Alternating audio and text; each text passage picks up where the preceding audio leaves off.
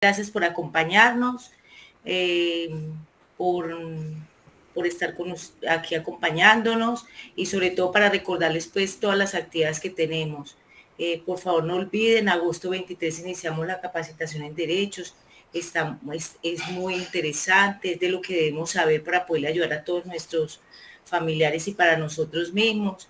Entonces esperamos que nos puedan acompañar, ya están las inscripciones. Listo, recuerden pues que el no tener plata no debe ser un impedimento, porque lo podemos hablar y en forma personal, sea con Diana, con María, conmigo, lo conversamos. Agosto 23 a septiembre 22, 90,000 pesos los que no estén inscritos y 60 los que estén con los aportes al día. Recuerden también participar tenemos el septiembre 9, el Día de los Derechos de las Mujeres. Entonces, por favor, recuerden también esa actividad, listo, como para que lo separen pues en sus datos. Entonces, hoy estamos en forma presencial desde la sede de Amigos con Calor Humano. Allá se encuentran pues nuestras otras compañeras. Diana ya se están organizando, están con la especialista en familia Laura Zapata, y ya me voy a quedar calladita porque ya ahora sí están en forma y ya yo me puedo retirar, ya estoy a un ladito. Buenas tardes.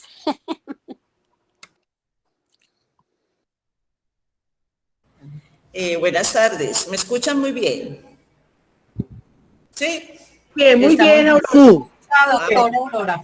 Bueno, perfecto. Gracias por el cambio, mi querida Josefina. Estamos aquí hoy desde la sede de Amigos con Calor Humano y hoy tenemos una conferencia que es súper importante y además que nos la estaban debiendo, porque es una investigación que se hizo con la Universidad Bolivariana y los estudiantes de la Bolivariana con la doctora Laura Zapata. Laura Zapata es una amiga también de Asanafe de ya hace varios años. Ella nos conoce y pues nosotros hace 2 años, ¿cierto? 2 años. Hace más. Por la pandemia es que se me pierde el tiempo ya, pero ella hizo un estudio con todas las familias o con algunas familias aquí de Asanafe y hoy nos va a mostrar los resultados, nos va a mostrar el trabajo que hicieron tan bonito y lo que ellas lograron ver y pues qué tan bueno que ellas nos vengan a contar hoy qué fue lo que vieron en nuestras familias y con nuestros pacientes. Laura es trabajadora social, es especialista en terapia familia, es la coordinadora de terapia familia de la Universidad Bolivariana y trabaja también en el INDER. En Deportes Antioquia. Deportes Antioquia. Entonces, bueno, Laura, bienvenida. Tenemos 17 personas conectadas y aquí tenemos 1, 2, 3, 4, 5 familias en presencialidad. Entonces, bienvenida. Esas familias son muy preguntonas, entonces por lo general hacemos la exposición y después ellos preguntan. Entonces, pueden hacerle todas las preguntas que a ustedes les ocurran, que aquí Laura se las resuelve. Un placer haberlos visto y los dejo con Laura. Buenas tardes, muchas gracias por la invitación a las familias que están aquí presentes y a quienes nos acompañan a través de la mediación virtual. Entonces ya saben, soy Laura Zapata. Quiero contarles antes de empezar pues con la presentación, contarles de dónde viene como esta relación con Asanafe, que data de hace mucho más tiempo que hace 2 años y cómo llegamos hasta ahora. Esto surgió como una propuesta de mi trabajo de investigación de maestría, que es en terapia familiar. Y antes de empezar la maestría yo trabajé con una fundación que se llama GEMPA, que ya desapareció. Pero en GEMPA estaban pues como tratando de acompañar a personas con enfermedad mental severa y persistente y sus familias.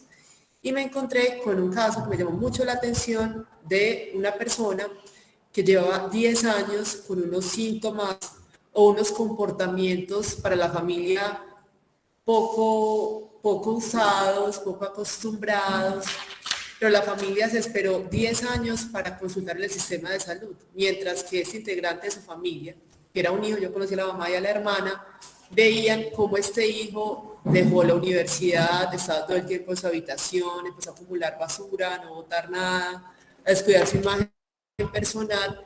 Ese caso me llamó muchísimo la atención.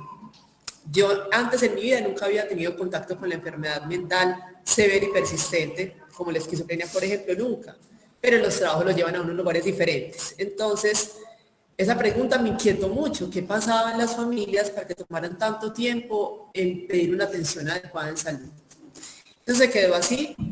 La fundación cerró y yo seguí mi camino hasta que pude hacer la maestría en terapia familiar. Y yo tuve la oportunidad de volver sobre esa pregunta de qué pasaba para que las familias que podrían ser las llamadas a acompañar una intolerancia a consultar tardaran tanto en hacerlo, considerando que cuando uno no ve que no ve, que hay como una doble ceguera y que nos cuesta darnos cuenta de cosas y poder consultar. Entonces, en la maestría me contacté con Aurora y con Jorge Holguín, que también es un psiquiatra que ha estado muy interesado en este tipo de enfermedades y las ha acompañado. Y ellos me acompañaron y me apoyaron para hacer como una selección de las posibles personas que pudieran participar en esta investigación. En ese momento yo estaba sola y solamente pude tener a 4 familias, ¿sí? Y esas familias me las ayudaron a escoger, pues como a escoger y a poderlas contactar conmigo, Aurora y Jorge. Y varias de ellas ya eran de Asanafe, otras no, pero otras sí. Entonces la relación con Asanafe data de hace más tiempo. Yo hice la maestría 2014-2015, ¿sí?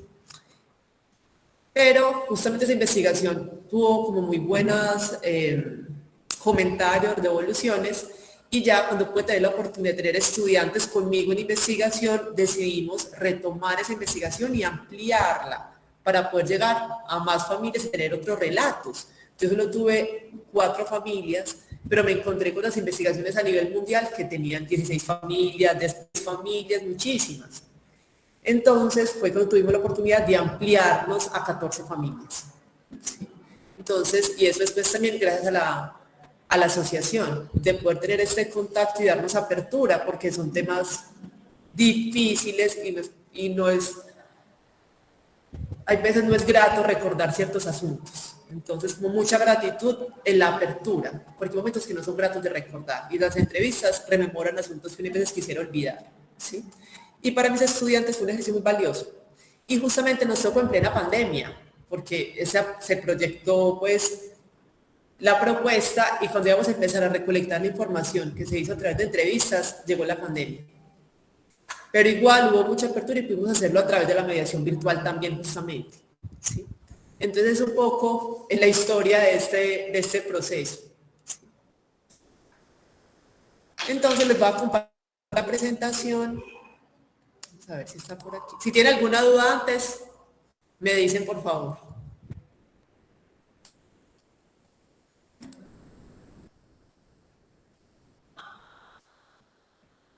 Listo.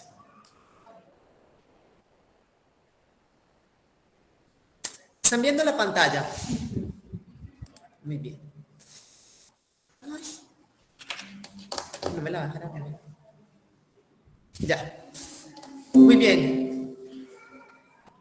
Entonces, la investigación pues se titula El periodo de la psicosis no tratada, voces y vivencias de las familias. ¿Qué me encontré con esa inquietud que tuve al conocer este caso? Y es que yo no conocía ni siquiera que no se nombrara así, como ese fenómeno. El fenómeno se llama duración de la psicosis no tratada. El tiempo que transcurre entre el inicio de los síntomas psicóticos y el tiempo que pasa mientras se inicia un tratamiento. ¿Cierto? Y debe ser mayor a 1 año. ¿Sí? Entonces, en ese rastreo de conversación con las personas llamadas expertas, me encontré que hay varios estudios, pero muy desde lo médico, ¿sí? Desde las voces de los psiquiatras, incluso de los pacientes, pero muy poquitas se interesaban por los relatos de las familias. Solamente me encontré con 4, 2 en Estados Unidos, una en Brasil y la otra en la India. Casi que la encontré cuando yo estaba por entregar mi trabajo de grado, porque como todo el tiempo se está investigando y publicando, me lo encontré como un asunto muy, muy casual y como una gran fortuna haberlo podido encontrar esa investigación en la India. Entonces, eso, hablando con otras personas, hace valiosa como este proceso, es incluir las voces de las familias, porque se han dedicado a otros asuntos más desde lo médico, por así nombrar. Entonces ya aquí les expliqué un poquito qué se trata la oración de la psicosis no tratada. ¿Qué dicen los estudios sobre este fenómeno? Que entre mayor tiempo dura este periodo, las consecuencias suelen ser peores, ¿cierto? Menos adherencia a los tratamientos, mayor deterioro a nivel mental, menor conciencia de enfermedad y pérdida en muchas esferas de la vida, como esto que les conté de el aislamiento, dejar todo, poca posibilidad de volver a insertarse ya al mundo como social, laboral, escolar, ¿sí? Esto lo plantean la mayoría de estudios, aunque hay otros que no encontraron una relación cercana entre una duración de la psicosis muy larga y peores efectos en el desenlace de la enfermedad y en el curso. O sea, estaban los dos, pero la mayoría acordaban que los efectos eran más negativos. Y varios estudios sí lo encontraron, que entre más rápido se trataba el primer brote, como dicen los españoles, había más posibilidades de remisión, es decir, como la cura de la enfermedad. Entonces, entre más pronto, pues mejor. ¿Sí? Entonces, también, ya les digo, hay muchos estudios sobre la erosión de la psicosis no tratada desde lo médico, viendo los efectos. ¿Cuál era el propósito de la investigación? Comprender los factores que llevan a las familias a postergar la atención a pesar de las alteraciones de la conducta de la persona con psicosis. ¿Qué pasaba para que no acudieran a tiempo? Considerando que en enfermedad mental hay veces la conciencia de enfermedad es más difícil de tenerla y que las personas que están cercanas a mí notan cambios que tal vez yo no me dé cuenta por la misma enfermedad. Entonces yo trabajé también con un grupo de enfermedad de Parkinson y era como extraño que la persona no sabía que tenía cambios, por ejemplo, en cómo caminaba, movía las manos y la pareja se daba cuenta que algo estaba pasando diferente, ¿cierto? Entonces miren que es muy importante la voz y cómo me ven los otros. ¿Cómo se hizo? Más desde lo metodológico. Entonces eso fue un enfoque cualitativo que trata de comprender la realidad a través de los ojos de quienes lo han vivido, ¿sí?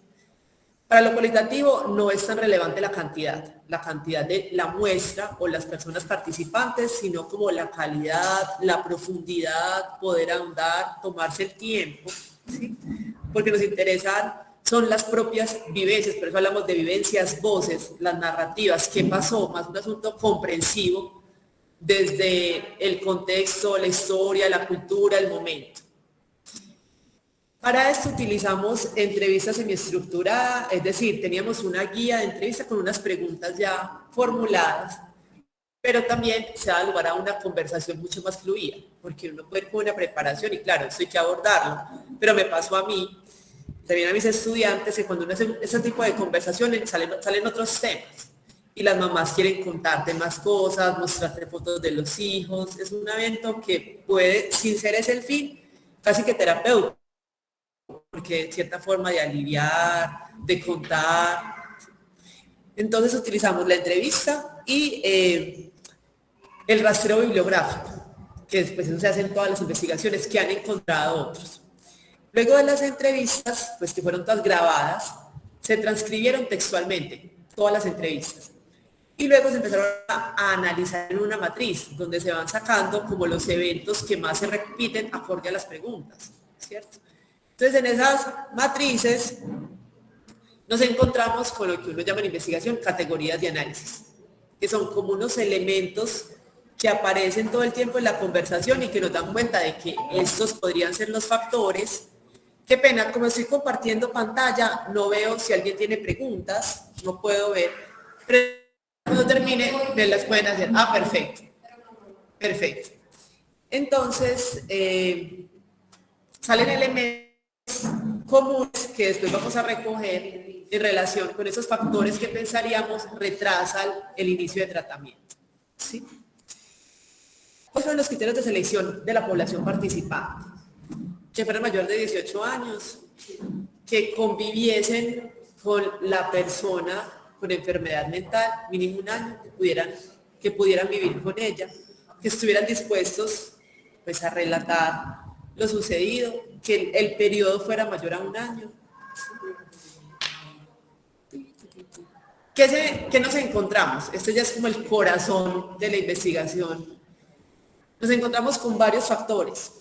¿Qué nos encontramos? Con barreras al interior del sistema de salud. Ahorita vamos a explicar cada una.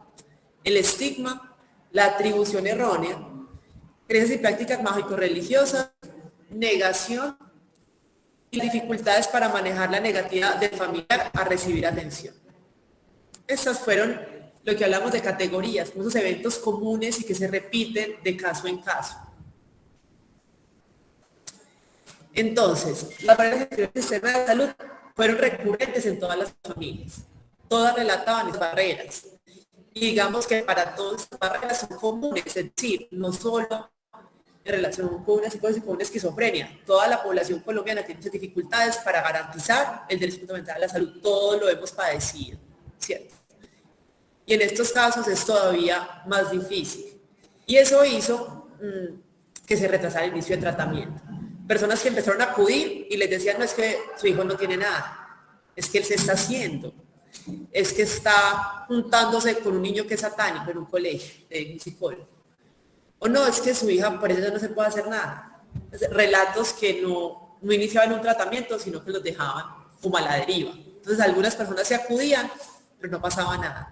Y otras que ya habían sufrido tanto que preferían buscarlo por particular, pagar. Y no todas las personas tienen esa posibilidad de buscar un psiquiatra particular, por ejemplo, y acceder a los medicamentos que son costosísimos. Entonces ya esto fue de los obstáculos más grandes para iniciar el tratamiento, el mismo sistema de salud. Y esto se relaciona con lo reportado en las investigaciones internacionales, es decir, no solo pasa en Colombia, también pasa en el mundo. Relataban, no, una llamada, nunca me llamaron. Que venga, le falta tal papel, tal papel, tal papel. Entonces esto se presentó en todas partes. Aquí yo les traigo como unos relatos textuales de las entrevistas, pues son muchos, pero se extrajeron los más dicientes, se los voy a leer. Yo nunca he utilizado el sistema de salud porque nunca me enfermo, pero sí oigo la experiencia de todo mundo que va a pedir cita y se las dan para dentro de 3 meses, entonces uno los va a poner a botar corriente ahí. Son citas sexuales, ¿sí o qué? Claro. Empecé a consultar con los psiquiatras de la clínica por la prepagada. Y él le hizo un diagnóstico de un trastorno obsesivo compulsivo, pero yo veía que mi hijo seguía. También, ahorita vamos a ver, esto se conecta con otra categoría que es la atribución errónea, cuando yo confundo las cosas y digo un asunto que no es. Entonces también el diagnóstico no era el adecuado. Entonces lo confundieron con un trastorno obsesivo compulsivo, pero la familia sabía que había algo más. Entonces yo les tenía mucha fe a los médicos y todavía, yo me fui para el hospital y yo les decía, ¿qué tiene? Diana tenía historia en todo Medellín, pero me decían que ella se hacía, que eso era normal. Y yo, ¿normal? Esta persona pasó 10 años buscando atención, 10 años. Le decían que no, que eso era normal, que ella se estaba haciendo. Y Diana empezó, pues todos los nombres son cambiados para proteger la reserva. Diana empezó cuando tenía como 12 años. Mucho deterioro. El estigma asociado a la enfermedad mental pues es de vieja data. Incluso una investigación en Estados Unidos que empezó con el tema de psicosis no tratada, se encontró tanto estigma que hizo una investigación solamente para ahondar el tema del estigma asociado a la enfermedad mental. ¿Sí? Y muchas personas coinciden que la esquizofrenia es la enfermedad mental con mayor estigma en el mundo, pues, la que carga mayor estigma, y que es tan dañosa la enfermedad como el estigma que carga. Porque ese estigma se extiende a muchos escenarios, lo que llaman estigma por contigüidad. Quienes atienden personas con enfermedad mental que tienen que estar locos todos. Entonces no dicen psiquiatra, sino loquero. No dicen psicólogo, sino psicólogo. ¿Sí?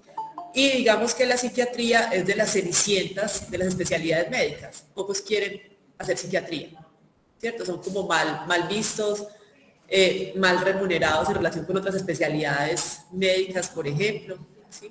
Y muchas personas no quieren atender personas con enfermedad mental. Incluso hablaban de las dificultades que hay, que eso también se asocia con la otra barrera del sistema de salud, que los médicos generales o la primera atención de primera línea no detectan entre el 50 y el 70% de las enfermedades mentales, ¿cierto? Porque no les interesa, no están preparados. Y el pregrado de medicina es un tema que pasan como volando por el mismo desinterés que esto genera. Como el estigma que hay, que esas personas no vale la pena acompañarlas porque no va a haber una buena recuperación y que son una carga para el sistema de salud, ¿cierto? En pocas palabras. Entonces empieza a conectar todos los factores, sistema de salud, estigma, atribución errónea, empieza todo a conectarse. Aquí lo hablamos separado, pero en la realidad todo está conectado, ¿sí? Entonces el estigma llega a todos los escenarios, a las familias, a los pacientes, a quienes acompañan personas con enfermedad mental, a quienes los tratan. Adelante, Aurora. Es que no se quedó pegada la primera diapositiva. No sé qué pasa. Entonces soy yo la que no lo paso. No, sí. No, si pasa el alterativo, regresa como el mismo. ¿Qué hago? No pasa. ¿Será que dejo de presentar y vuelvo? Sí. Voy a dejar de presentar. Sí. ¿Por qué me da? ¿Quieres cerrar aquí? No me deja. Es que en el equipo que estén pasando a Google Meet también lo tienen que pasar. Son 2 pasadas en sitios diferentes. O si no, no les funciona. Tenemos solo un equipo. Pero voy a volver a presentar a ver si... No, entonces por eso, no es por eso, porque no da sino para el de allá. Pero bueno, ya te estamos entendiendo muy bien. Buenas tardes. Otra opción es que le des compartir pantalla completa. Pero, ya, es que perdón, pensé que estaba en Meet, en el Meet que es de Google, que uno puede de pantalla completa, se pone muy horrible. No, tenés razón, aquí se lo puedo hacer porque este es Teams, ¿cierto? Google Meet. No, cuando uno comparte pantalla completa, el Google Meet se hace como un efecto infinito de espejo. Vengan y veréis ensayemos, para que vean. Miren y veréis.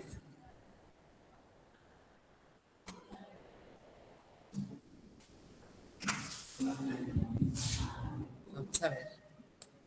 ¿Están viendo ahí? Sí, ahí se ven. Bueno, entonces yo soy la que... Muy bien. ¿Ya están viendo? Sí, muchas gracias. ¿O lo hice mal o lo dejo como estaba? Ahí se está viendo. Tranquila que sí está bien. De todas maneras, le estábamos entendiendo muy bien. Listo, pero entonces, ¿ven la diapositiva de Sigma? Sí, aquí lo estamos viendo. Listo, muy bien.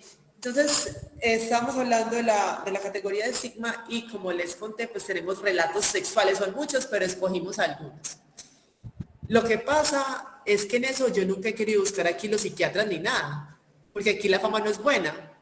Pues que en vez de ayudar, antes joden más eso. Ya saben que es un personaje especial. Porque uno desde niño, miren, esta cita a mí me llamó muchísima la atención esta entrevista.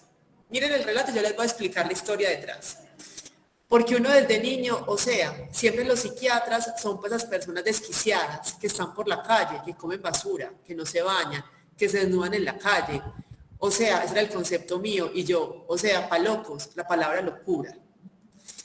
Era muy tenaz porque esta mamá pasó mucho tiempo buscando apoyo, buscando puertas en el sistema de salud y le decían que no, que la niña no tenía nada que se estaba haciendo.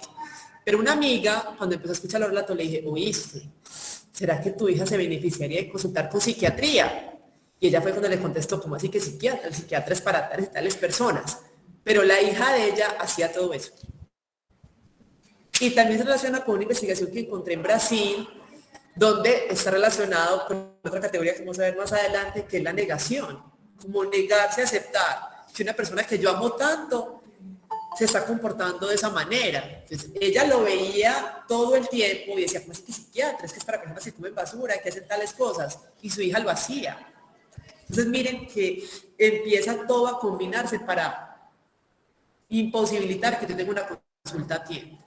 La negación como un factor protector también, ¿cierto? Entonces, para esa mamá que le dijeran psiquiatra fue muy fuerte. Miren esta cita que es muy tesa, como así, la palabra locura. ¿Sí?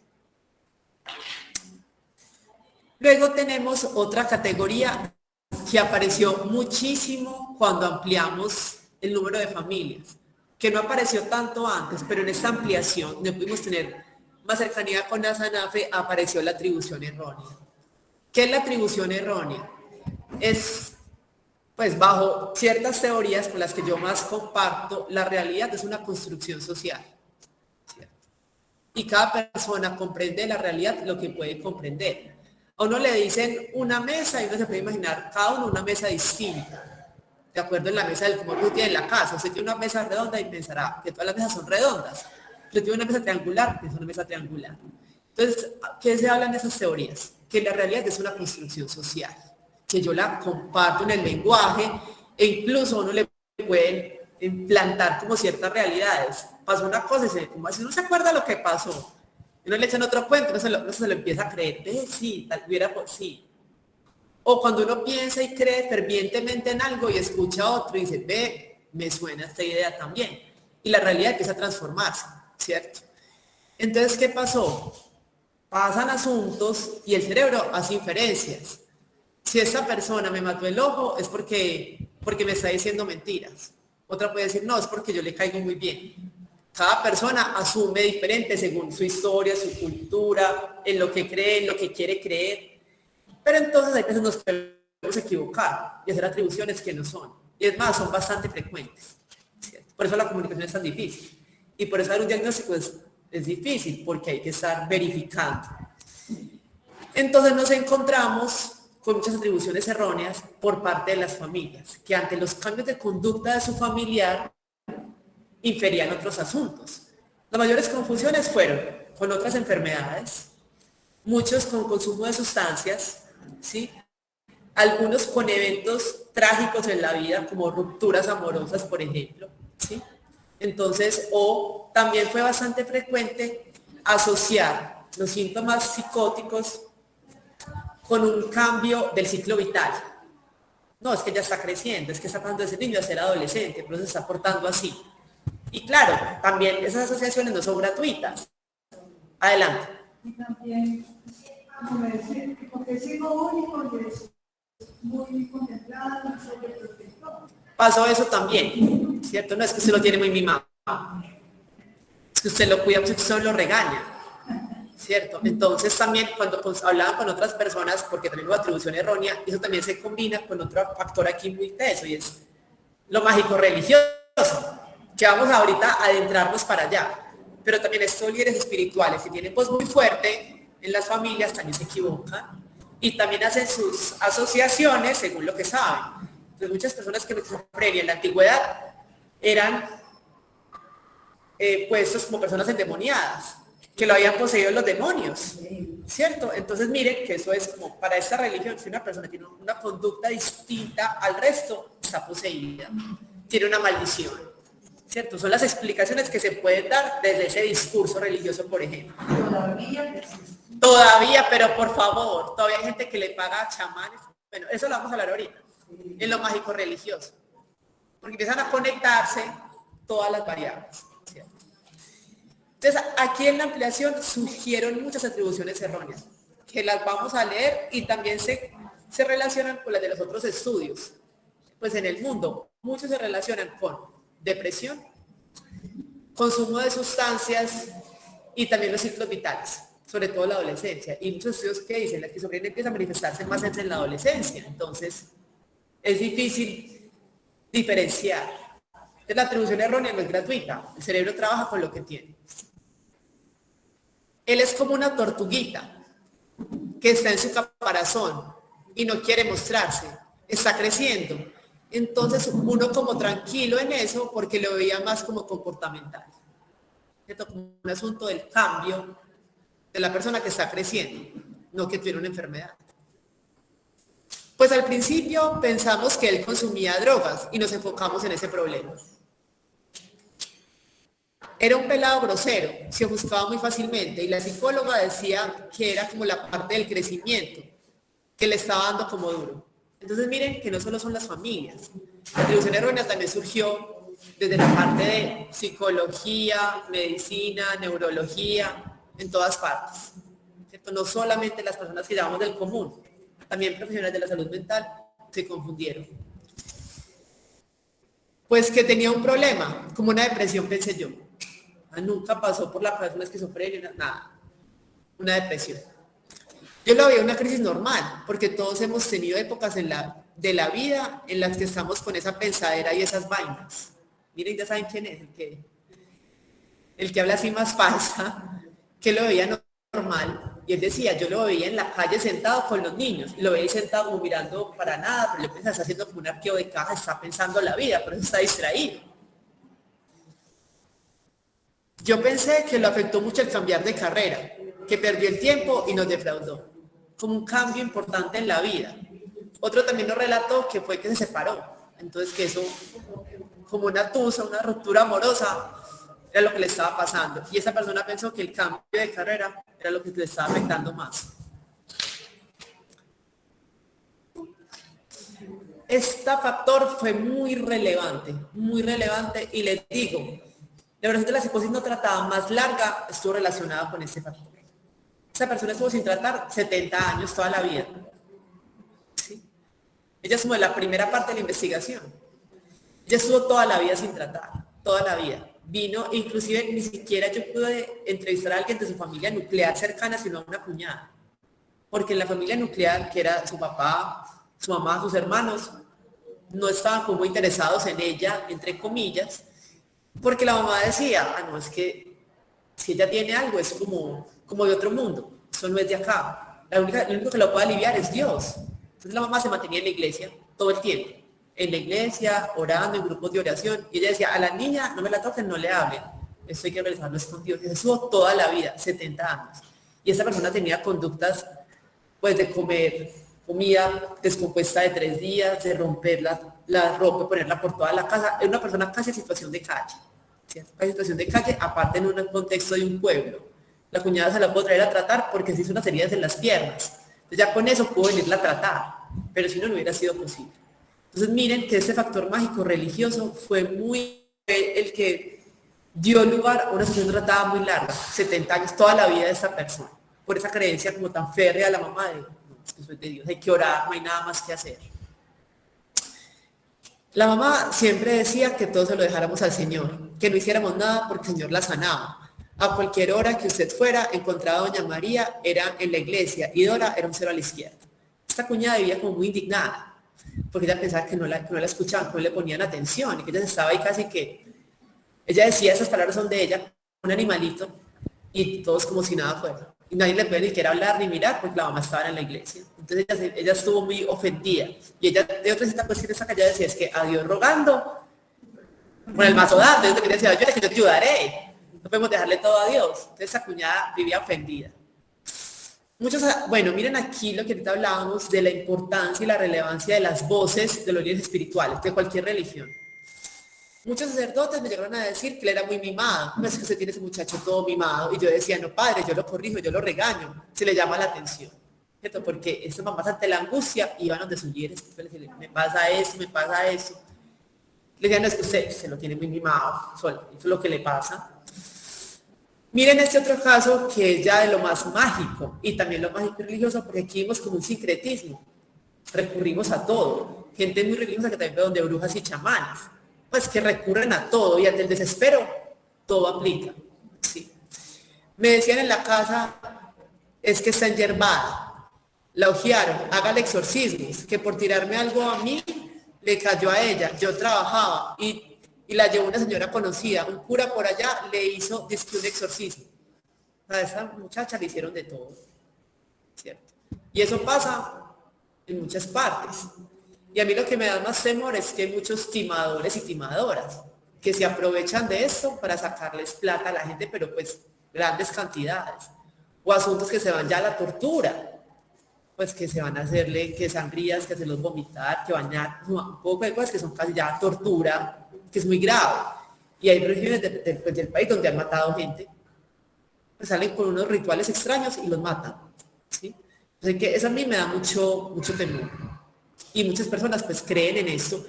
Y también qué pasaba, y lo leía pues para esta investigación, los líderes religiosos, los chamanes tienen mucha más credibilidad que un psiquiatra. Tienen mucha mayor apertura con la comunidad y la comunidad con ellos. Aparte de la oportunidad. Hay personas que viven a 8 horas en... Adelante. Pero es una responsabilidad religiosa. Ellos no son ignorantes, ellos han estudiado. Entonces, ¿cómo no le hablan a la gente que es una posible enfermedad mental? Todo lo que es una gente, me parece que es irresponsable. Sí, ahorita vamos a hablar de eso como las recomendaciones, ¿cierto? Que veremos, Aurora tiene aquí el caso, yo cuento esa historia y me acuerdo, Aurora, que personas en el hospital te trajeron un caso, no sé si era un chamán y te dijo, yo tengo varios como que podrían, ahorita Aurora nos puede apoyar acá, el asunto de también trabajar conjuntamente, porque si nos rechazamos del todo, nos cerramos las puertas, porque tiene mucha más credibilidad mi chamán, mi líder religioso que esta X, pues. Sí, ¿cierto? Hay que poder trabajar colaborativamente, porque yo voy allá a hacer un escándalo, van a tener que entrar. Entonces hay que ir trabajando con todos, pero ahorita ahora nos cuenta un caso que es muy llamativo en el hospital. Y él inclusive dijo, yo tengo más casitos que podría traer acá, ¿cierto? Como invitarlos y trabajar colaborativamente, pero sí, hay personas que son muy responsables y personas que no les importa, que pues no les importa sino otro tipo de ganancias, poder, dinero, reconocimiento, ¿sí?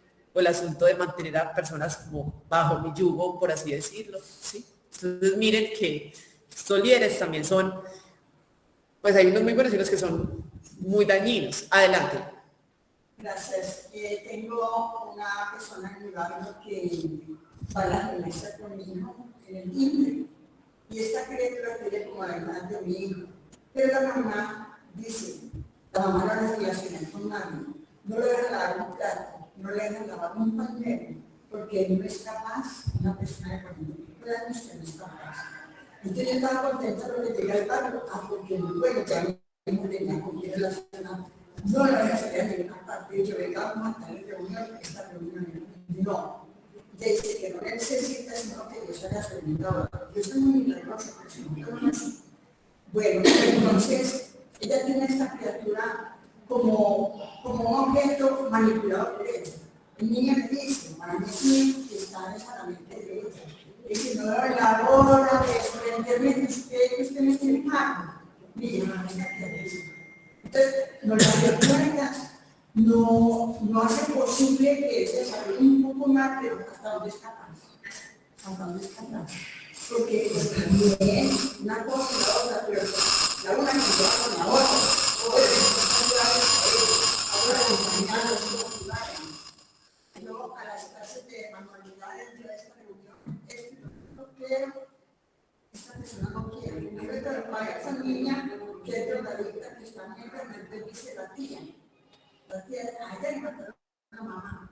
Entonces dice, cuando le mataron a la mamá, estando ya por ahí de 10 años, le dijo, venga que su mamá la mataron para que la vean. No, yo no quiero a la mamá muerta, yo la necesito vivir.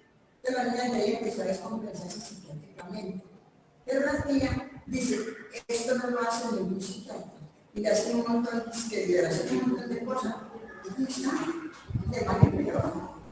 Entonces, las familiares somos los que tenemos que entender, tener como, si entender y ser un poquito más inteligentes y comprensivos con la enfermedad.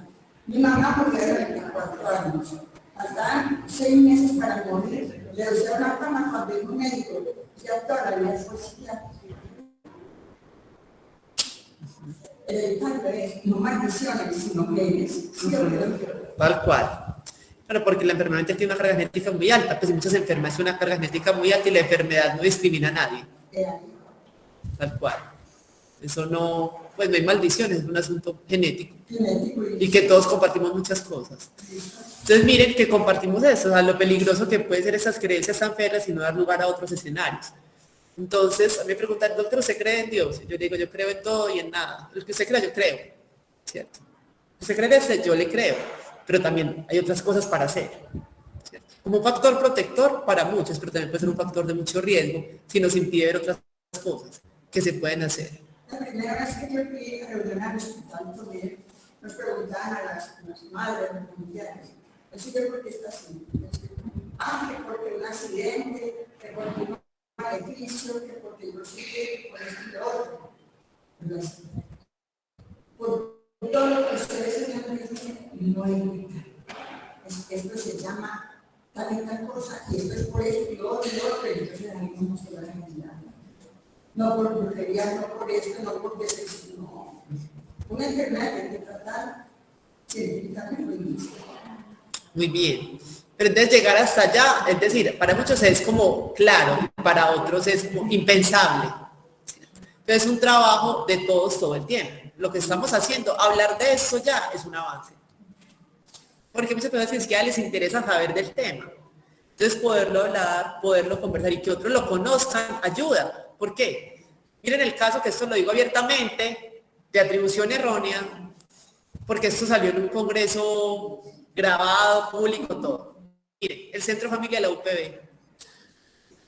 Tuvieron por ahí unas 10 sesiones con una niña de 11 años, que hablaba con un sapito. El sapito lo llevaban a consulta. Muy bien. Y el sapito le decía a la niña cómo tenía que matar a la mamá, con todo detalle. Y así estuvieron 10 sesiones. Decía, ¿cómo no hicieron una revisión para psiquiatría infantil, por ejemplo? Ahí algo no está bien, pues con tanto detalle tan recurrente, que todo el tiempo le habla, que solo habla con el sapito, llama mucho la atención, ¿cierto? Así no sea nada grave, hagan la revisión, no se demoraron como 10 citas. Yo me quedé aterrada. Entonces también el asunto que a veces pensamos que todos podemos con todo y no. Hay muchas cosas para poder compartir, para poder colaborar, ¿cierto? Porque hacen atribuciones erróneas. No, es que está, no sé, no quiere la mamá, quiere mala comunicación con la mamá. No, venga, pasa algo más, ¿cierto? Muy bien, muchas gracias. Entonces, miren que eso lo mágico religioso se presentó por todas partes, pero por todas partes. Y se va a seguir presentando. Por lo que también hablábamos, por la voz de estos líderes, y les estaba contando la oportunidad de la atención. Que es donde empiezan a combinar los factores. Miren, ante un sistema que no responde, un sistema de salud que no responde, me responde más mi chamán. Que está aquí 2 cuadras de mi casa, que yo voy, me atiende, me reza, me echa cosas. Por lo menos me atiende, por lo menos me ve. El sistema de salud no me quieren ver. No me quieren ni ver. Quieren que yo me muera y nunca vuelva. Pues eso suena muy duro, pero es así, ¿cierto? Que usted menos venga, mejor para nosotros. Porque hay artículos del periódico como, es que si tal cosa, el negocio de la salud va muy mal. Claro, es un negocio, entonces la atención no les interesa. Mientras que mi chamán por lo menos sabe cómo me llamo yo, ¿cierto? Entonces miren que la oportunidad de la atención es muy importante. Y la credibilidad. Mi líder espiritual siempre me escucha, el sistema de salud nunca me escucha. No me paran bolas, allí sí. Entonces miren, lo importante también es hacernos amiguitos entre ellos, colaborar juntos. Porque si mi líder espiritual me dice, vaya a consulta con psiquiatría, yo sí voy. Pero si me dice, no, ir a psiquiatra es pecado, pues yo no voy a ir. Y que también pasa mucho. Es que usted cree en Dios, usted no tiene que creer en nadie más. Entonces, por eso la importancia de trabajar colaborativamente.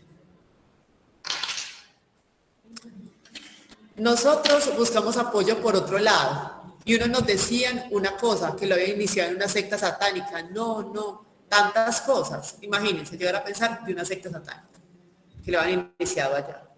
También me pasó otro caso. Un pelado empezó con muchos cambios y perdió 8 materias en el colegio. Y lo llevaron pues a psicología del colegio, porque no cambió muchos cambios. Y el psicólogo le dijo, no, es que lo que pasa es que está con un niño que es satánico, por eso está cambiando. Entonces miren también que eso está en todos. No es solamente de ciertos chamanes. El psicólogo le dijo, no, es que él está con un niño satánico. Yo asistía a una iglesia cristiana. En ese entonces yo estaba recién yendo a la iglesia y le comenté a una hermana de la iglesia y me dijo que no era su hijo, era un demonio. Miren, esto es de las posiciones, y esto no es de ya, es de recién. Sí, no, esto es de ahora. Vigente. La negación a mí no me había salido cuando inicié esta investigación. Cuando tuve esas 4 familias, la negación no se le porque una muestra muy chiquita. Pero si es la negación, aparecía en todos los otros estudios. Pero ya cuando amplié la muestra, apareció la negación. Entonces ya leyendo sobre negación, ¿qué dicen los estudios sobre negación? Que es un asunto relacionado como un factor protector, como no querer ver, como secretos a voces, como que todo el mundo sabe, pero uno no sabe y no quiere saber. Como un asunto selectivo de escoger no saber, para no sufrir. Adelante. Para no sufrir. Entonces la negación como un mecanismo de defensa y de afrontamiento de la realidad, que es negar lo que está pasando como esta mamá, que no lo dijo, yo me niego a creerlo, pero casi, como así que psiquiatra, si los psiquiatras son para tales y tales, mi hija pues prácticamente no hace eso, como así, ¿cierto? Entonces en esta ampliación de la muestra sí salió lo de la negación, bastante. Mire, el esposo mío nunca aceptó que Diego tiene una enfermedad. Mi esposo seguía insistiendo que lo de él es comportamental, pues como en esta negación, y yo le decía, yo siento que hay algo raro, creo que él necesita otras cosas, y me decía, no, esperemos que ahí va. Nunca lo pude aceptar. La pelea es con uno mismo, como aceptando de que eso está pasando, sí, porque uno no quiere como aceptar eso. Ahora uno dice que el comportamiento era claro, eso se veía, pero uno no lo quería ver. Uno no lo quería ver. Miren, o sea, la pelea es con uno, que es muy teso. El papá me decía, no, ¿cuál es que enfermo? Vos sos que estás haciendo drama, vos sos muy dramática. Mi mamá está en una fase de negación eterna, de no querer aceptar que una persona que yo amo tanto esté pasando por esa situación.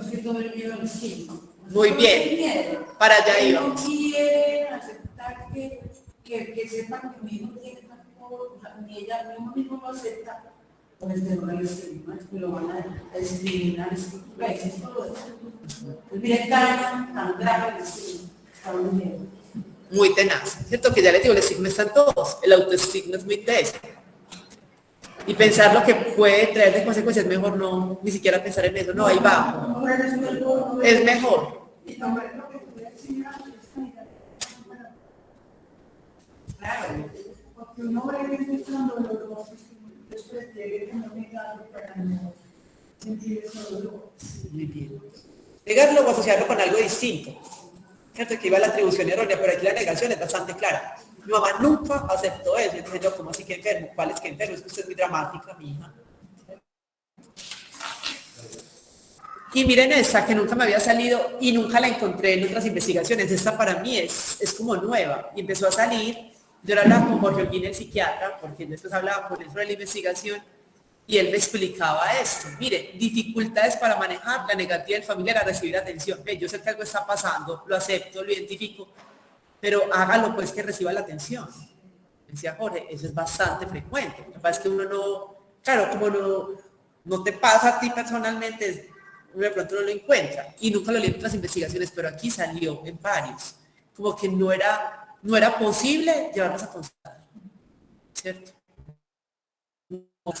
Poca conciencia de enfermedad y para qué voy a ir allá. Pues, incluso un caso que sí me dijeron, él lo tuvo que llevar, pues como, algunos los hospitalizan pues en contra de su voluntad y otros les dicen que van para tal parte y llegan a otra parte, ¿cierto? Como engañados al principio, por así decirlo, pero no hay como alternativa.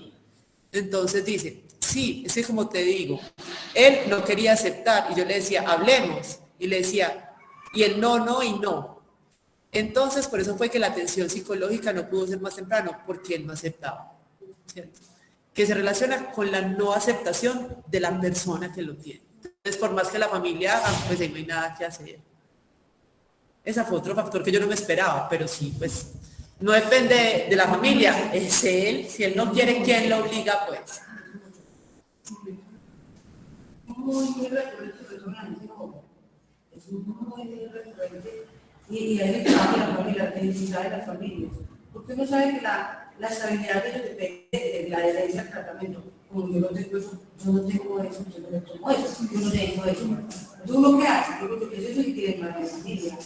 Ah, que hay que respetarle los derechos, pero se traga la basculita para el jugo. Pero es que... Sí, claro. ¿Sí me entendés? Claro. Es un derecho a decidir. O el derecho a la vida. De la vida de él y de los otros. En un derechito por allá, no el chocolate, lo que más le guste es si eso hablamos perdón, iban a hablar por acá y por acá, qué pena. Doctora, gracias. Él me ha sido hospitalizado 5 veces en coma. Tan pronto salí de decía, usted vio los auxiliares homofóbicos, pero yo no estoy enfermo. Pero así 5 veces. Hasta que la dijo el hermano, mi mamá está muy bien para todos estos problemas. no más, o acepta que necesita el tratamiento, o le quitamos a mi mamá y se verá. Entonces, ¿qué hizo la criatura? En medio de su enfermedad, tuvo que aceptar que hoy en día vive dichoso que el niño necesita un tratamiento, no sé qué lo que se llama, pero vivimos en un tratamiento. Porque tuvo que aceptar la criatura. Muy bien. Buenas tardes. Muy bien, cierto, entonces también eso por eso es la importancia de compartir eso, porque la dama se cuenta, pues, si las familias, estrategias, no, en tal bebida que es más fuerte, se lo doy, ya. Muy bien. ¿Por aquí van a decir algo más? No, ya. No. Que el mío que dice que está muy bien y no se toma una medicamento. Cierto, la herencia de los tratamientos es un asunto bien complejo, salen medicamentos de depósito, bueno, tratando de encontrar otros mecanismos, pero la conciencia de enfermedades es muy importante, pero en estas enfermedades es muy difícil, ¿cierto? Entonces ahí es un grave problema para quienes acompañan. Entonces por eso las estrategias, bienvenidas. Conclusión, pues esta conclusión no hay que ser pues gran para decirla. ¿Qué concluye en la oración de las cosas no tratadas? Todo. Pues miren que si hablamos de categorías las separamos, las podemos ver ya una, pero en realidad todas están conectadas. El estigma, la atribución errónea, el sistema de salud, las creencias y prácticas mágico-religiosas, la persona que no desea ser atendida. Allí confluye todo, muchos elementos. ¿Y cuál es la invitación? A que todos acompañemos. Es decir, esto no puede ser solamente de las personas con enfermedad mental y sus familias, nos tiene que abocar a todos para que no pase eso que les conté del centro de familia de la UPB. Si yo tuviera más o menos un mínimo conocimiento de enfermedad mental, de esquizofrenia, de psicosis, yo diría, no, esto del sapito me llama mucho la atención, hagamos una reunión de psiquiatría infantil. O que al psicólogo ya le cuentan ese relato, no venga, puede que no sea con el satánico, puede que sea otra cosa, ¿cierto? Y nosotros tenemos acceso, hablo por profesionales como yo, o personas que acompañamos familias, acceso a información privilegiada de las familias, de mucha intimidad.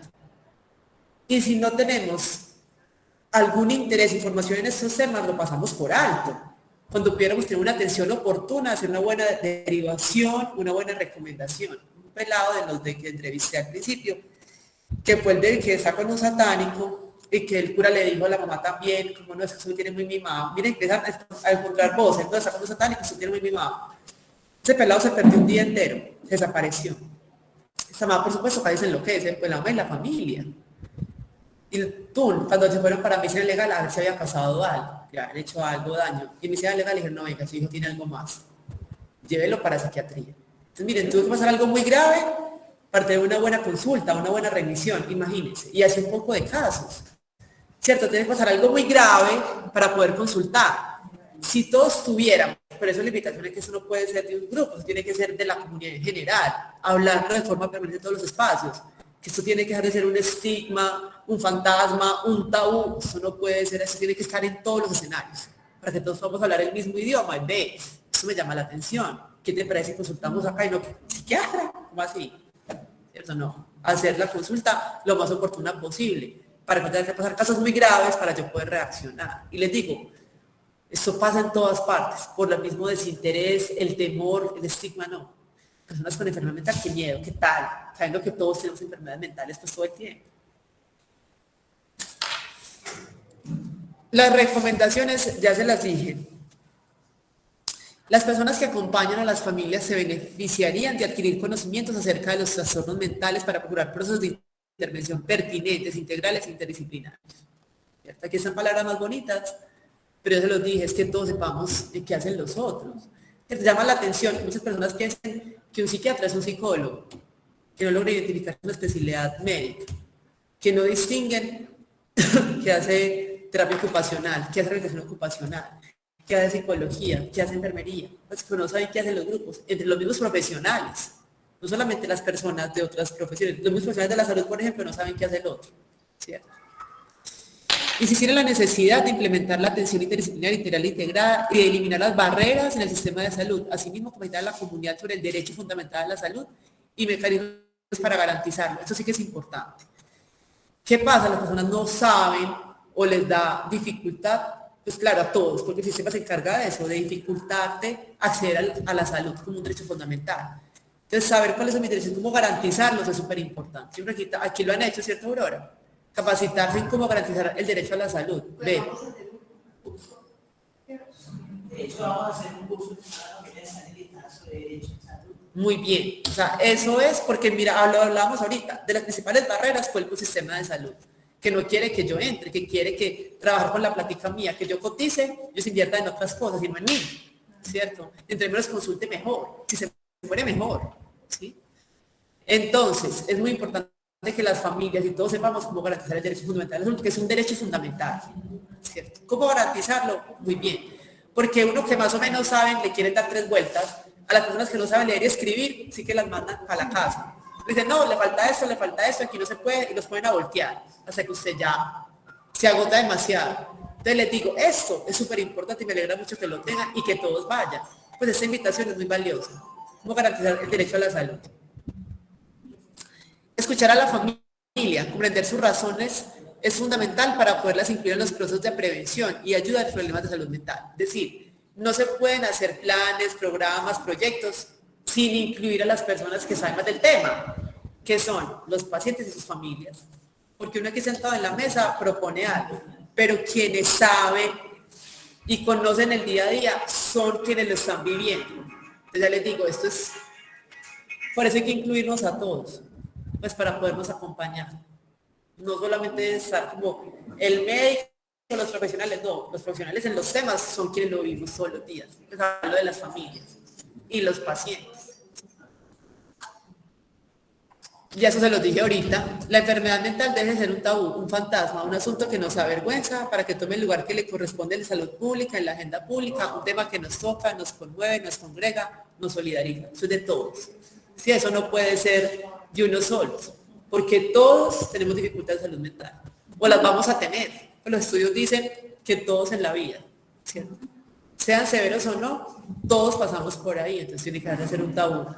Y que decir que, bueno, el psiquiatra no sea mirado como extraño, sino como es como podemos de dermatólogo. Muy bien. Muchas gracias.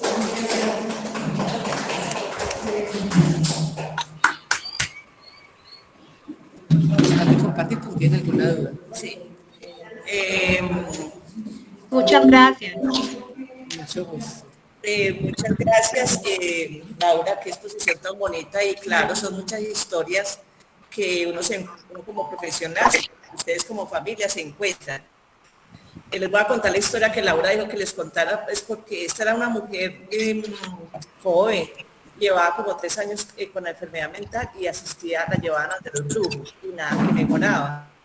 Entonces, al fin alguien en la familia se le ocurrió llevarla al hospital y en el hospital en menos de 15 días esta mujer comenzó a recuperarse, comenzó a irle muy bien, afortunadamente.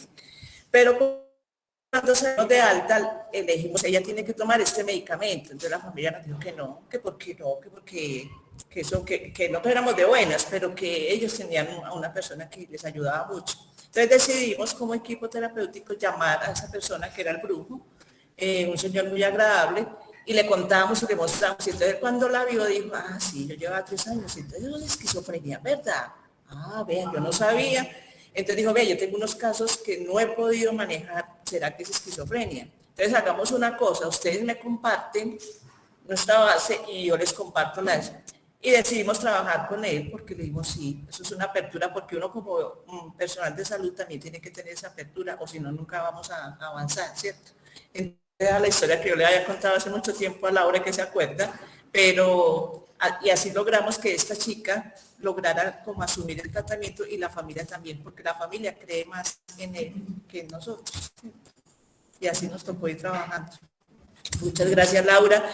Preguntas que tengan, comentarios, historias que nos quieran contar, bienvenidas son. Tienen el micrófono abierto. Buenas tardes, ¿cómo están? ¿Cómo va, Margarita? Muy bien, ustedes. Yo quería preguntar una cosa. Por ejemplo, siempre me ha entrado como la duda si está en las enfermedades mentales, de pronto,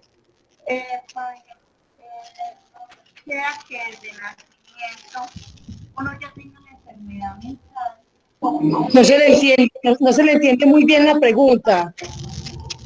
Por ejemplo, si uno de nacimiento ya tendría la enfermedad mental, pero por algún te viene a despertar en algún momento ya para verse, pues para que otras personas la vean. Yo eso siempre Ya, sí, más o menos, a ver, Margarita, lo que te entiendo es esto, que si uno ya viene con la enfermedad, trae la enfermedad mental y ocurre algo que se la despierta. ¿Sí es así, Margarita? Sí, no, por ejemplo, que uno ya, por ejemplo, de nacimiento, que la enfermedad sea de nacimiento, que la tenga, sí, pero que no se vea, pero por algún detonante ya que uno tenga la enfermedad ya se vuelve visible, ya se puede, ya, digo yo, no sé. Vea, Margarita, lo que yo entiendo es eso, vea, hay un problema, la enfermedad mental y la esquizofrenia se da por un problema del neurodesarrollo, cuando el feto está en formación. Esa es una información que queda ahí, ¿cierto? Y es una información que todos tenemos nuestra genética y podemos traer esto cargado ahí. Hay cierto momento en la vida, ¿cierto? No se desarrolla, acuérdense que estas enfermedades se presentan después de cuando comienza la adolescencia con todo este cambio cerebral y hay factores ambientales que pueden hacer que se despierte la enfermedad a unos y a otros no. ¿Cuáles son los factores externos? El consumo de drogas. Los chicos comienzan a consumir, su cerebro no está bien formado y se presenta la enfermedad. Como decía Laura, pasa algún evento traumático duro, ¿cierto? Como puede ser los desplazamientos, una violación. Un duelo.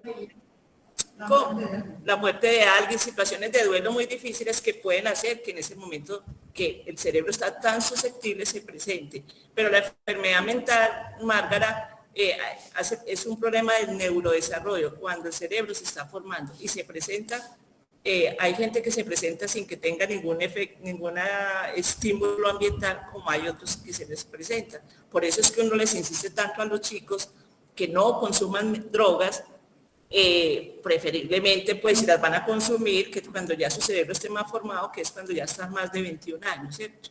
Se supone que en esta época de los 13 a los 18 están en grave riesgo porque su cerebro todavía está en formación. Muchas gracias. O sea que en esa etapa es que está uno más vulnerable. Sí, señora. La vulnerabilidad de uno para presentar la enfermedad es en plena adolescencia, cuando los psiquiatras nos explican que hay como una poda neuronal, que el cerebro cada 7 años es como si se estuviera sacudiendo, pero nosotros no nos sentimos que nos sacuden, pero hay unas neuronas que si uno no las está moviendo, que si uno no está trabajando en esas, muchas veces el cerebro comienza a desviarse por otras partes que no se deben de ir. No sé, Laura, qué tenga que decir. Sí, es un poco lo que que también he leído, hablado, dice que en el mundo de la salud mental es como desde el embarazo, pues, sí, empieza a gestarse desde el embarazo. Pero que sí hay eventos que lo pueden detonar, claro. Y el consumo de sustancias es el que más se ha encontrado, el que más se ha relacionado y que pasa con frecuencia, pues. Eso, por ejemplo, yo quisiera participar. ¿Cómo, Luz Ángela? Yo quisiera participar cuando me puedan dar la palabra, estoy acá. Adelante. Bueno, el caso nuestro, por ejemplo, que tengo aquí a mi mamá, ha habido, digamos que desde la primera, digamos que desde los 16 años, la pregunta es esta, si mi hermano no hubiera consumido nada de drogas, de pronto hubiera existido la posibilidad de que la enfermedad así la tuviera por herencia, porque sí hay una herencia muy fuerte por parte de los tíos maternos por allá, tíos de mi mamá, habría, digamos, desarrollado la esquizofrenia, o tal vez no se lo hubiera desarrollado a menos que hubiera tenido algún evento fuerte o qué.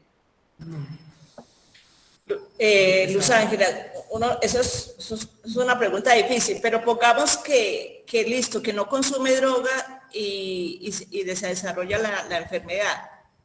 El tratamiento pudo haber sido más fácil, porque es que cuando uno se enfrenta a una persona con ese diagnóstico dual, ¿cierto? Consumo de drogas más esta enfermedad, para nosotros es muy difícil saber que si estas alucinaciones son por producto de la enfermedad o son por el producto del consumo, ¿cierto? Entonces, una persona que tenga el problema del consumo de drogas, sí se hace más difícil el tratamiento. Muchísimo.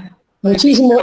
Sí, hay una cosa, Aurorita, y es que, por ejemplo, nosotros, los hermanos, pues siempre, como él tenía consumo de droga, entonces, y él era, yo creo que la familia de todos nosotros cuatro, el más juicioso era Alejandro. Entonces, cuando ya empieza con todas las conductas tan anórmicas, tan difíciles, pues era una pelea con él, pero nosotros no entendíamos que se había desarrollado la enfermedad. Nosotros no entendíamos que tenía también el desarrollo de su enfermedad, de la condición de esquizofrenia, más el consumo. Entonces, claro, se confunde porque uno piensa que es solo por el consumo y resulta que es que de base, ¿cierto? Entonces, uno a veces dice, y cuando uno está haciendo tratamiento con estos pacientes, si son chicos que están consumiendo y presentan la enfermedad, dejan el consumo y si lo dejan por más de 6 meses y mejoran los síntomas, tienen muy buen pronóstico, ¿cierto? Porque uno dice, esto es lo que llama una psicosis exotóxica. Pero si después de 6 meses que ha dejado el consumo y sigue con los síntomas psicóticos, uno piensa más, esto es más por el lado de una esquizofrenia más primaria. Y con respecto a otra cosa, Aurorita, con respecto a la doctora, con respecto a la familia, por ejemplo, cuando mi mamá, llevamos a Alejandro Díaz por la primera vez al hospital mental, que tuvo digamos, un evento psicótico fuerte, de ahí mi mamá no tiene vida. Mi mamá siempre dice, pero yo haberlo llevado al hospital mental, porque mi mamá me aconsejó, pues la abuela mía me aconsejó que lo llevara al hospital mental. Eso para ella ha sido totalmente, o sea, ella no le quita sobre la cabeza. Yo haberlo llevado por el hospital mental y ahí quedó mi hijo ya diagnosticado, ya quedó estigmatizado y de ahí no va a salir. También es un rollo con lo que ustedes hablaban de la negación y de todo ese conjunto de cosas que pasan por la cabeza de la familia que uno dice, pero si será. Ahora, cuando tienen el diagnóstico dual, uno dice, pero si será esto o será esto. Si uno no lo puede echar, o sea, a través del consumo tuvo comportamientos bastante negativos, que uno decía, o lo echamos, y mi mamá siempre decía, ¿cómo vamos a echar a Alejandro para la calle si Alejandro también tiene este problema? O sea, es un rollo bastante delicado, que yo pienso que siempre hablamos de la esquizofrenia, pero el diagnóstico dual es una cosa que, mejor dicho, para nuestra familia ha sido catastrófico.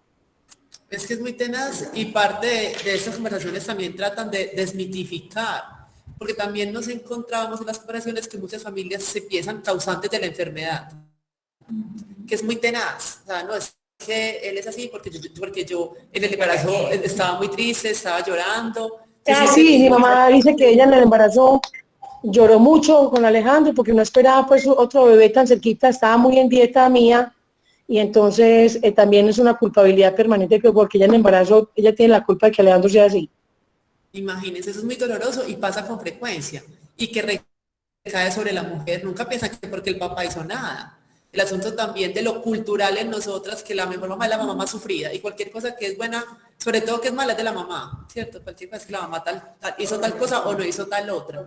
Entonces, parte de esas conversaciones también buscan desmitificar y desculpabilizar la enfermedad. Como hablábamos, es un asunto genético que tiene mucha carga genética y otros que no, hay casos sin carga genética, que empiezan y ya, o sea, que no hay razón, porque también hablábamos en otros escenarios que hay mucho desgaste buscando el origen de una enfermedad. Y para buscar origen, si eso ya no va a cambiar el presente, hay que centrarnos en el presente, ¿cierto? Eso también desgasta mucho. ¿Por qué le dio tal enfermedad? Ya no, pues es decir, ya eso no interesa, la enfermedad está, centrémonos en el presente, porque mucho de la terapia, no, venga al presente, ¿qué hacemos para vivir con lo que ya tenemos? Entonces cuando Luz nos dice, esas tristezas de mi mamá, ¿cómo cuestionarle? Pero claro, la mamá tiene una edad, tiene unas creencias, pero para que vea diferente ese proceso, más bien como siquiera llegó allá, pudo ser atendido, pudo ser tratado, ¿sí? son asuntos que empezamos a transformar desde el lenguaje mismo, ver esa situación que la mamá la ve como catastrófica de manera diferente, como un asunto de que siquiera llegó a ser cuidado, de que fue atendido, porque otras familias que soñarían con una atención en psiquiatría y que los hospitalizaran, no hay camas, no venga, no podemos hospitalizarlo y que recorren todo Medellín y todo eso y todas partes. Entonces verlo, ahí viene la percepción, claro, tu mamá lo ve como pobrecito mi muchacho, porque lo llevé para allá, quedó estigmatizado, yo porque hice eso.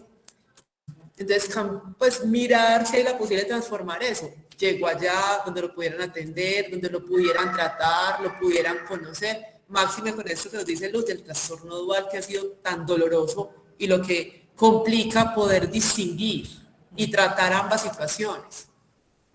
Pero comprendemos que es muy doloroso, muy difícil de manejar. Sí, por eso yo, ya para terminar, yo les digo a todas las familias que están ahora presentes acá en este momento, que no se desesperen, que si no tienen diagnóstico dual, seguro que es más fácil, yo digo, desde mi ignorancia, creo que es más fácil tratar solamente una condición y que desde la esquizofrenia puede ser productivo, pueden ser cosas muy interesantes, pero con el diagnóstico dual la cosa se complica mucho, entonces lo que usted dice, a vivir el presente con todo lo que tiene. Muchas gracias, Doc y Aurora. Gracias a vos, Luz Ángela, por tus aportes que siempre son tan importantes. ¿Quién más tiene otra pregunta? Aprovechemos a esta doctora aquí que el tema es súper interesante. Aquí el público presente tiene una pregunta. Hola, Claudia. Sí, buenas tardes. Quiero hacerles dos comentarios pues con respecto a la charla tan importante pues de la doctora Laura. Lo primero es de que pues yo me siento por lo menos muy afortunada de que a pesar de que yo también pasé por algunas de las situaciones que la doctora comentó para no poner en tratamiento pues al hijo mío en este caso, porque también me confundí cuando estaba en la adolescencia, porque también pensaba que eran eventos pues pasajeros, a raíz de que unos traumas muy fuertes cuando yo tuve cáncer, cuando falleció mi papá. Entonces yo me siento muy afortunada de que a pesar de esos eventos pudimos pues con mi familia consultar y estar en ese momento en tratamiento y es más, estar en este grupo de apoyo que ha sido realmente muy valioso. Y lo segundo para comentar es de que sí me quedo muy preocupada, es porque si esto está pasando de que hay tantas familias o personas que todavía no están consultando por tantas dificultades, entonces el subregistro que debe haber en Antioquia, en el país, a nivel mundial, debe ser mucho, ¿cierto? Debe ser muy alto. Y no es así como nos dicen pues las cifras estadísticas de la enfermedad mental, porque esos son solamente los que consultan y los que estamos en un sistema pues de salud y en tratamiento. Pero entonces las personas que están por fuera de este sistema de salud y que desafortunadamente no están consultando, es mucha la cantidad de personas. Entonces debe ser mucha más la cifra de personas con enfermedades mentales. Entonces esos dos comentarios quería hacerles y de nuevo pues sí agradecerles al grupo, a Sanafe porque nos posibilitan estos encuentros que son definitivamente en mi caso lo más valioso para poder salir como adelante con la situación pues de que se presenta en la familia con la condición de mi hijo. Muchas gracias. Gracias a ti, querida Claudia, y muy importante lo que estamos haciendo es posibilitar eso, que más personas conozcamos de esas situaciones y que podamos consultar para que sea un asunto que de verdad nos congregue a todos y no tenemos que pasar algo muy grave para saberlo. Exacto. Muy bien, Claudia, sí, muchas gracias. ¿Quién? ¿Otra pregunta? Buenas tardes. Hola, Mireya. ¿Aló? Mireya. Sí, Giseli, una preguntita para la doctora, que si siempre la esquizofrenia viene con la bipolaridad.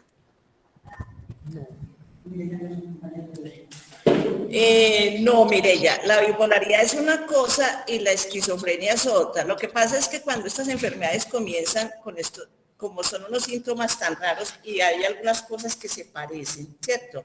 Pero el tiempo es el que nos dice, el tiempo y la mejoría en la funcionalidad es lo que le va diciendo a uno, este muchacho es, o esta chica es más por el lado de la esquizofrenia o más por el lado de la bipolaridad. Hay unos, cuando la enfermedad comienza, ustedes ven que a veces les ponen esquizoafectivo, trastorno bipolar tipo 1, esquizofrenia interrogado, ¿cierto? El tiempo, pues, la doctora Laura. Quiere que compramos a Alejandro. Hay que contar cuántos hay ahí. Perdón, aquí que ese micrófono es. Por eso es que cuando la doctora nos decía que hay que tener un tiempo para uno decir, este muchacho tiene esquizofrenia, ¿cierto? Hay unos síntomas y hay un tiempo para que uno pueda determinar qué es lo que le está pasando. Por eso el diagnóstico no se hace de primera, sino se hace longitudinalmente, se hace con el tiempo. Entonces, una cosa es el trastorno bipolar y otra cosa es la esquizofrenia. Ah, bueno, muchas gracias. Ok, mi bella Silvia. Gracias Aurora y gracias a la doctora Laura por esta iniciativa, un tema muy importante y qué rico ver a la universidad trabajando en conjunto con las familias. La inquietud mía está a que, a ver, se ha hablado mucho de que la familia es quien tiene la duda y de pronto no se atreve a actuar porque tiene otro nivel de conciencia o porque supone que es por todas las razones que ya explicó la doctora Laura. Pero me queda una inquietud cuando la familia es consciente que están conviviendo con un usuario, con una persona que tiene una discapacidad, pero no se atreven a actuar por el nivel de agresividad de la persona, entonces, porque la persona amenaza que si se hace algo, pues también actúa en su defensa porque no se considera enferma. ¿Qué experiencia se tiene en esas vivencias? Sí, soy clara. Sí, Silvia. Esa fue justamente como la última categoría que encontré en este trabajo de investigación, fue la negativa de las personas a aceptar el tratamiento. Es decir, la familia sabe que algo pasa, que requiere atención, pero la persona se niega de todas las formas y que no hay cómo llevarlo. Entonces aquí estamos hablando de pronto, no sé si escuchaste, querida Silvia, aquí hablando que ha pasado con frecuencia. Para mí es algo lejano porque no lo he tenido en mi familia, pero aquí me están diciendo al contrario, eso es lo que más nos pasa. Y lo hablaba con Jorge Holguín, pues el psiquiatra, que le dije, mira eso, me dijo, no, Laura, eso es lo que más sucede, que las personas se niegan a recibir el tratamiento, porque sí hay muchos estudios sobre la poca conciencia de enfermedad que hay de la enfermedad mental. Quien tiene la enfermedad mental no sabe que la tiene, como parte misma de los síntomas de la enfermedad, como esa distorsión de la realidad. Entonces es bastante frecuente. Y frente a eso, Silvia, las familias optan por hospitalizaciones a la fuerza, ¿cierto? Que llegan con 3 enfermeros para poder hospitalizar, ¿cierto? Hay que hacer preparación logística, ¿cierto? Con la policía. Sí. A la fuerza, esposados en otros casos y engañados también. Vamos para tal parte y llegan al hospital mental. Es un asunto que es muy doloroso para todos, pero ya el asunto era muy grave, ya como temiendo por la vida de todas las personas. Muchas veces los pacientes dicen que si los hospitalizan se van de la casa y que no vuelven y que los odian y que no los van a querer más. Claro, ellos están en una situación difícil, pero después también he visto que agradecen a las familias haberlos llevado y haberlos sacado de esa situación tan maluca.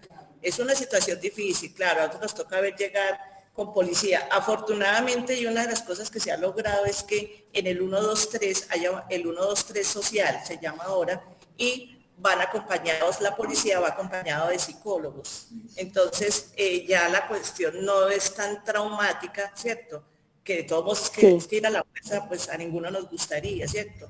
Y qué rico que de pronto algún usuario que esté aquí nos cuente como es que esas experiencias son malucas, pero la familia lo está haciendo es por su bien. Entonces, toca a veces sí utilizar el engaño y que eso no es nada bueno porque por eso es que la adherencia al tratamiento también a veces se daña. Pero cuando están en una crisis bien severa, ¿sí van a psicólogo? En ese momento no. Es acompañamiento para la familia. Para manejar ese momento. Para sí, para que no sean la policía, no es una fuerza, si le quiere psicólogo, no para policía. No, el psicólogo para policía. Sí.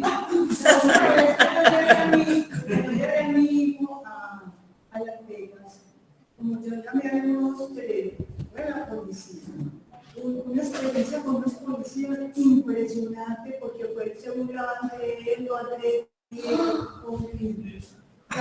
los extranjeros han sido policías muy queridos, Alejandro, bien, se pasa, vamos, y cuando le hablan así, él se deja llevar es también la forma en que los tratan. Y esta última vez, además pues que los policías nos ayudaron, ya mandan un psicólogo, y el psicólogo está atento allá que se los atiendan, porque muchas veces llegan y les dicen que no, que está bien en el teatro. Sí. Ya me lo van a devolver. Y entonces ya ellos están atentos a que se Okay, aquí una señora, Teresita nos estaba contando la experiencia de ella, que la primera experiencia con la policía fue perversa, donde ellos se burlaban de su hijo, y en estas otras experiencias han sido donde lo acompaña un psicólogo y han estado como más atentos, ¿cierto? De esto es que se trata, es que tenemos que educar a todo el mundo, ¿cierto? Pues tenemos que educar a la policía hay que educarla, ¿cierto? A los porteros hay que educarlos.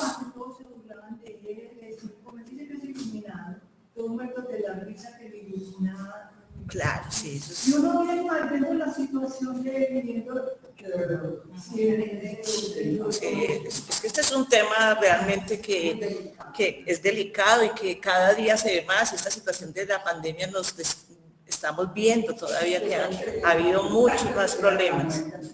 Sí, señora. Entonces, de este tema hay que hablarlo mucho y ponerlo pues así en boga y sin tabú, y por eso es que ASANAFE creó también el día de los derechos de las personas con enfermedad mental, donde ese día nosotros hablamos de lo que se trata esta enfermedad, de todo lo que se hace, y ese día es el 9 de septiembre, que los esperamos a todos porque va a haber una conferencia también muy interesante sobre lo que ustedes preguntan, la genética de estas enfermedades y qué hay de nuevo en los tratamientos, ¿cierto? Porque a veces hablamos mucho de que existe esto, pero ¿qué hay de nuevo? Porque aquí en Colombia tenemos un grupo pionero en investigación, ¿cierto? Que está en la universidad y que nos van a acompañar ese día también para que nos cuenten qué hay de nuevo y qué han investigado. ¿Sí, María? No, yo quería, pues, como comentar de que, miren cómo ASANAFE no solamente es un grupo de apoyo, por decirlo de alguna manera, una institución que apoya a las familias, que apoya a los usuarios, sino también que apoya a la ciencia, la investigación, que las familias estuvimos dispuestas como a trabajar conjuntamente con los profesionales investigadores para que se logre la investigación y profundizar sobre este tema que nos interesa a todos. Entonces, la labor de ASANAFE es mucho más amplia de lo que muchas veces nosotros creemos. Claro, María, es que es súper importante que la ciencia y la parte práctica de todos ustedes se una, ¿cierto? Yo estoy segura que Laura y todo su combo, todas sus compañeras aprendieron muchísimo y le dieron de haber generado como muchas preguntas, ¿cierto? Y cosas que uno se ve, porque nunca la habíamos pensado por este lado. Y para ustedes como familia, qué tan bueno de verdad que lo que dice María, que hayan las universidades se interesen, ¿cierto? Y que no solamente es que se formen, que hay psicólogos, que hay terapeutas, que hay médicos, sino que sepan que ustedes tienen la palabra, que ustedes tienen la voz, ustedes tienen la experiencia.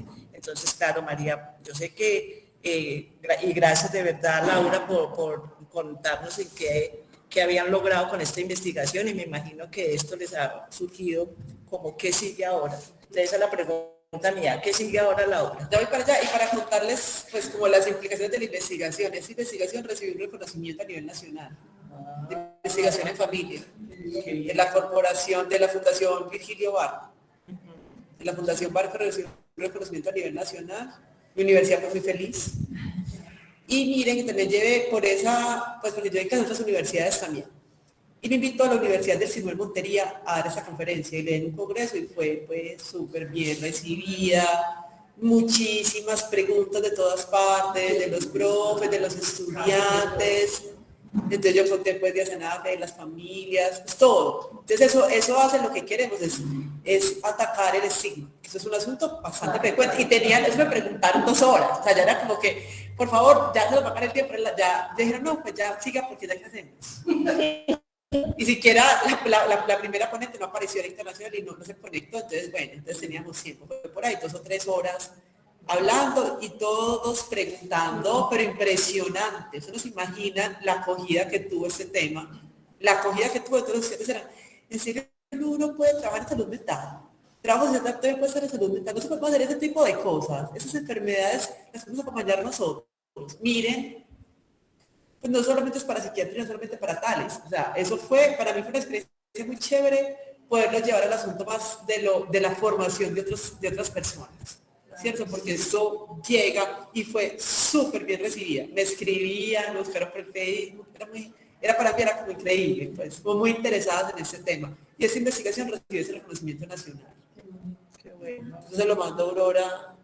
Fue un reconocimiento pues en mi universidad, que se muere pues porque a las universidades les interesa mucho el tema de la investigación. Recibió un reconocimiento internacional de investigación de maestría, la que hice hace tiempo. Ya esa es ampliada. Y una cosa interesante es que Laura, allá en la Universidad de la Bolivariana, generó una diplomatura en trabajo social en salud que no había en Colombia. Y hablamos específicamente sobre salud mental. Entonces, y hay mucha salud mental. Me contrató de profe para ayudar. Ahora está de profe, Joaquín está de profe. Entonces, es muy bonito porque estamos metiéndonos, por ejemplo, con trabajo social en salud mental, ¿cierto? Que se necesita, pues, urgente, ¿cierto? Porque muchas veces tenemos la idea de que trabajo social es para que nos ayude a solucionar que no pago, que si tengo plata, que qué hago, ¿cierto? No, trabajo social también tiene mucho más que aportarnos y hoy con esta investigación, Laura, de verdad que le abre a uno las puertas y también muchas preguntas que se podrían hacer para futuras investigaciones. Entonces usted dice que sigue, ayúdenme, porque yo estoy ya pensando en hacer un doctorado, pues ya no es lo que sigue. Y obviamente mi línea de investigación doctoral tiene que ser familia y salud mental, que es lo que me ha acompañado en la vida. Es decir, yo nunca me pensé en salud mental jamás, ni en familia siquiera, pero la vida lo va llevando. Y ya es como donde me muevo, y todo lo que hago está en relación. Por ejemplo, la diplomatura, yo no tengo una diplomatura en salud. Pues si mi doctorado quiero que sea en salud pública o en salud. Entonces, antes ayúdenme. ¿Qué piensan que podríamos hacer? Porque ese tema sería muy importante seguirlo desarrollando. ¿Cierto? Pero lo que la pregunta ahora que seguir haciendo es haciéndole difusión. Por eso, que la gente sepa, o sea, que existe esta enfermedad y que no es lo que pasa el 7º día. Pues que salen unas cosas que lo que hacen es poner peor la situación. Claro. Eso para mí ya es un avance. Que mis estudiantes se interesen por el tema porque estuvieron en el proyecto 5 estudiantes, eso ya es importante. Ve, qué tan interesante el campo de la salud, el campo de la salud mental, ya es un avance. Que más sepan del tema nos ayuda más, no es esa desidia. A mí me parece súper importante porque hoy fuimos 20 familias aproximadamente las que estuvimos conectadas, pero como decía por aquí alguien, Claudia, hay muchas más, ¿cierto? Entonces yo creo que Laura te vamos a tener que volver a invitar a alguna charla donde sean, porque es que de verdad este es un tema que lo que tú dijiste sucede con frecuencia y por eso se demoran tantas veces los diagnósticos.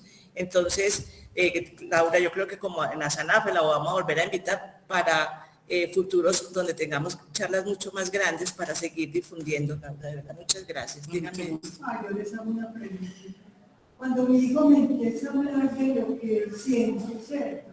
Que mi hijo dice que nosotros le tenemos un dinero guardado y que él es un iluminado, y cuando empieza todo este discurso, yo no sé qué, yo le digo, hijo, nosotros no te tenemos ningún dinero guardado, pero él sigue insistiendo, y yo no sé qué responder, qué hacer. Miren, ahí pues también lo he hablado con otras personas, pues tenemos corrientes, ¿cierto? Entonces, pero va de caso a caso, porque eso, y cada situación.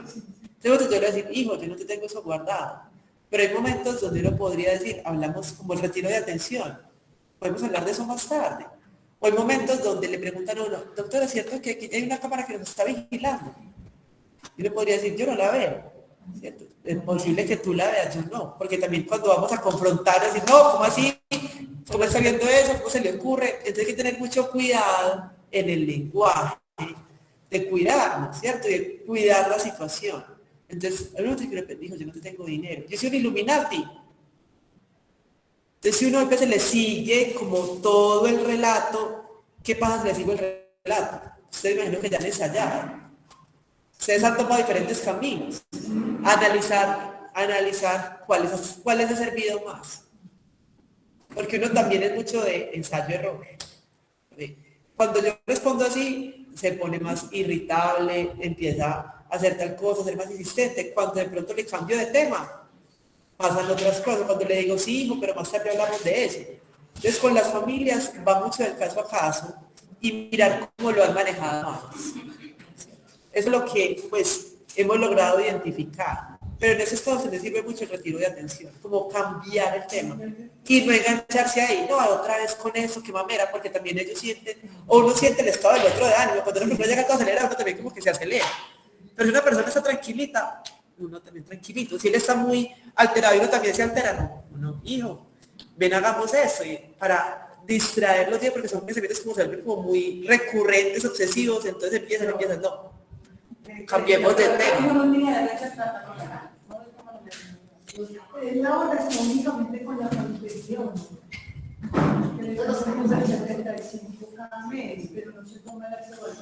¿Alguien más tiene una pregunta de aquí del grupo?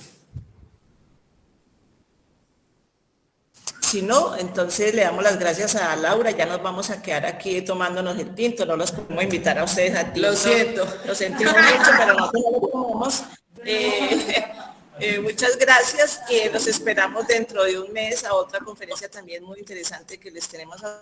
Gracias por la participación, como siempre, y que tengan una feliz tarde. Muchísimas gracias, doctora Laura y Aurora, muchísimas gracias, excelente tema. Infinitas gracias. Bueno, y no se les olvide que tenemos el curso en derechos para que se inscriben, que todavía tenemos cupos. Listo. Bueno, un abrazo y feliz tarde para todos. Gracias.